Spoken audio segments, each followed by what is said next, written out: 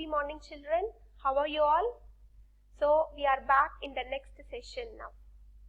Here you could see the image of something. What is written here, children?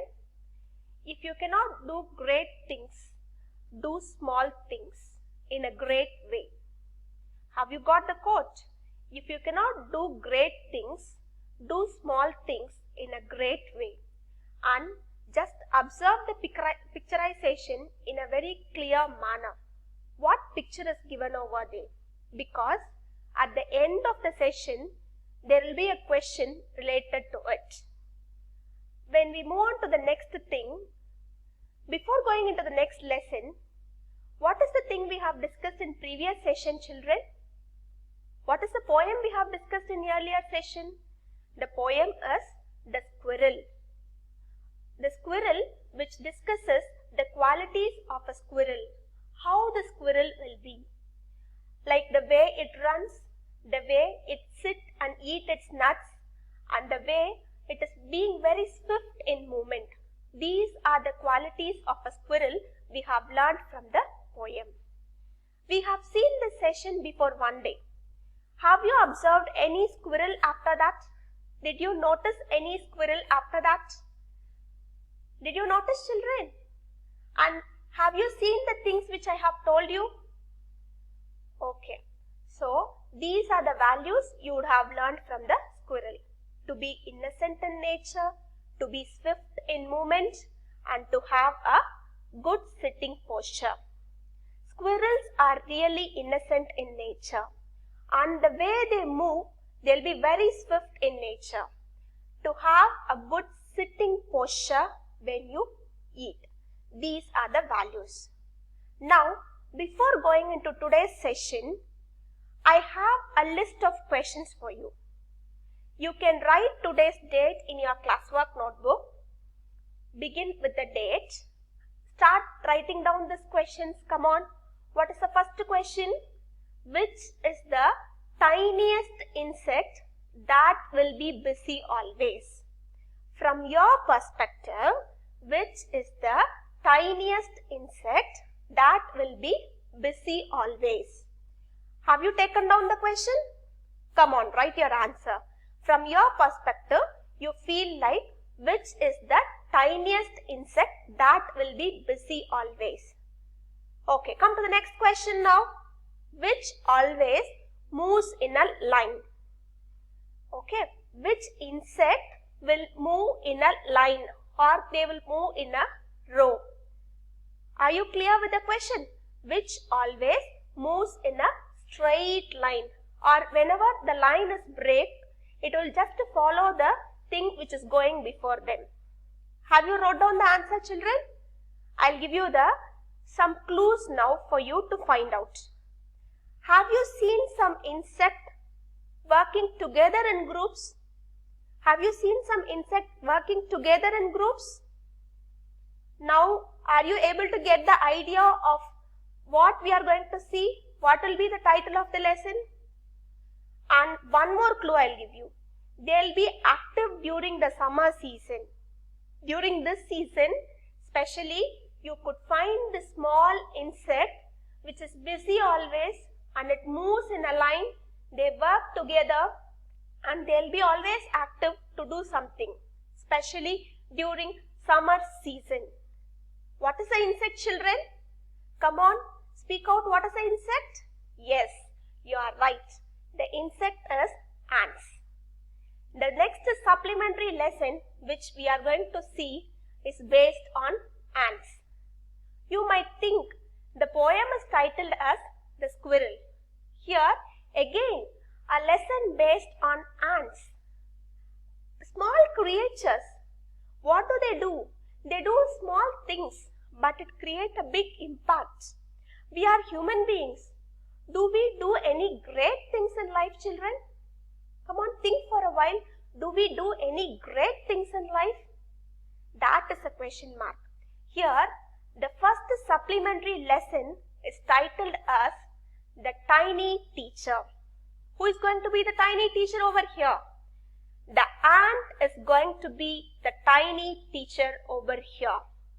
Why the title is given as the tiny teacher. It's good rhyming, no? Tiny teacher. Or you can say like the tiniest teacher. What you learn from your teacher, children? What your teacher will teach you? Your teacher will teach you many subjects, like they'll teach you English, maths, science, social, computer, Hindi, many things. And they teach you what is life. Through their subject, they will teach you what is life. Or they will say like what is there in their subject, and they will tell you like this is the way you have to be in your life, or this is the way you have to get updated in your life. So here the ant is going to be the tiny teacher for you, who is going to convey a lot to you through their activities.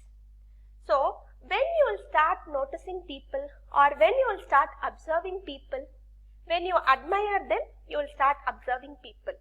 Have you admired any human being, or have you admired any good personalities in your life, like Dr. Abdul Kalam, or cricket player like the great player MS Dhoni? Have you admired him?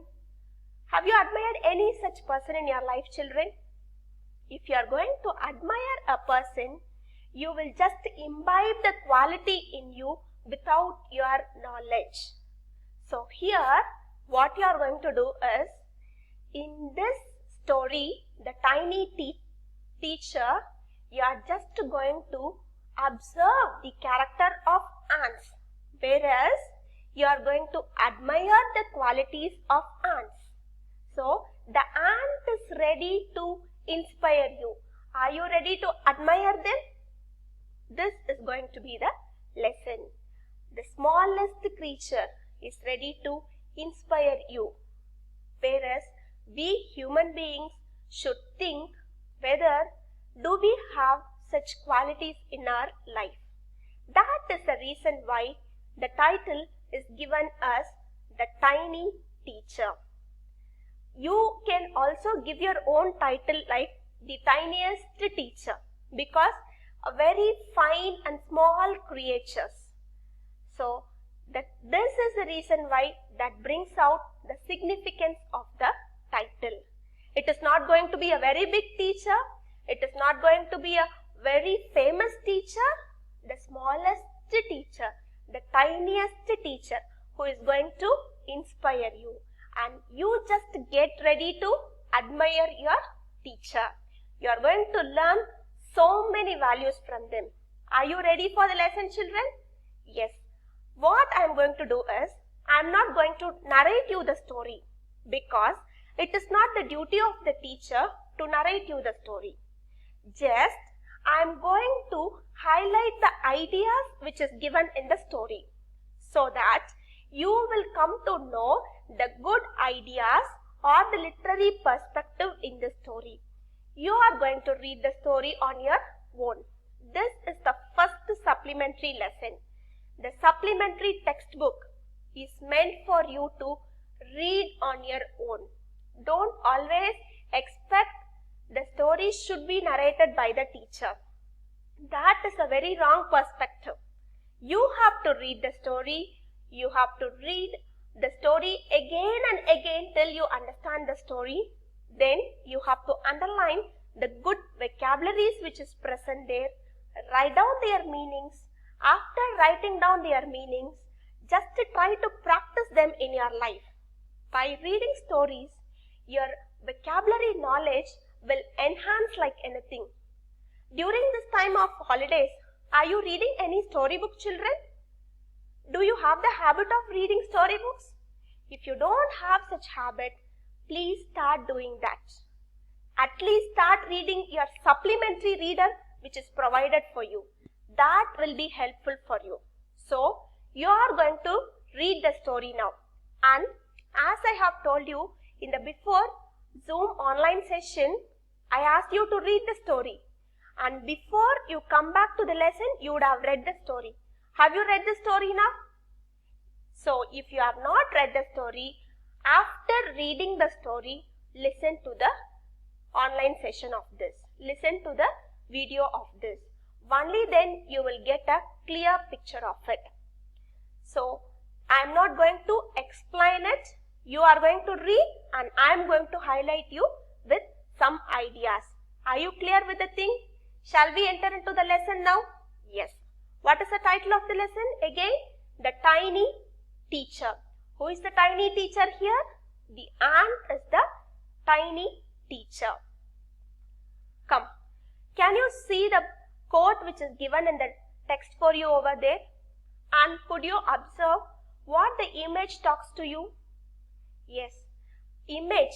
This is the image of ants and they are all working together. So you can see the quote now. Courage is not always a lion's roar. We usually call lion is the king of the forest, king of the jungle. Okay, and it is always known for its courage. So courage is not always a lion's roar. Have you listened to the roaring sound of a lion? It will be more courageous in nature. So this quote says that courage is not always a lion's roar. It's also the silence of ant. Yes, courage is something which is different. Even if we are going to be silent and if we are going to work a lot also, we can prove our courage. Yes, the lesson is going to speak in that perspective. Through a tiny teacher, we are going to learn a lot. So, it's also the silence of ant working patiently, persistently and never giving up. What is the meaning of the word persistently? Continuously. So, if you are going to work patiently, persistently and you are not going to give up, your silence will speak for you. Your silence will portray your courageousness. That courageousness is shown in the character of the ant over here. The small, tiniest creature which is known for its courage. Again, I'll read you the quote which is given in the thing for you. Courage is not always a lion's roar. It is also the silence of ant working patiently, persistently and never giving up. What is the title of the lesson? The tiny teacher. So with this quote, we are going to enter into the lesson, the tiny teacher, which is going to teach you a lot. The character of ant is going to inspire you a lot and you are going to admire the ant now.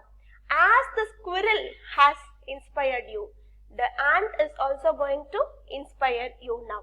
Are you ready for the session, children?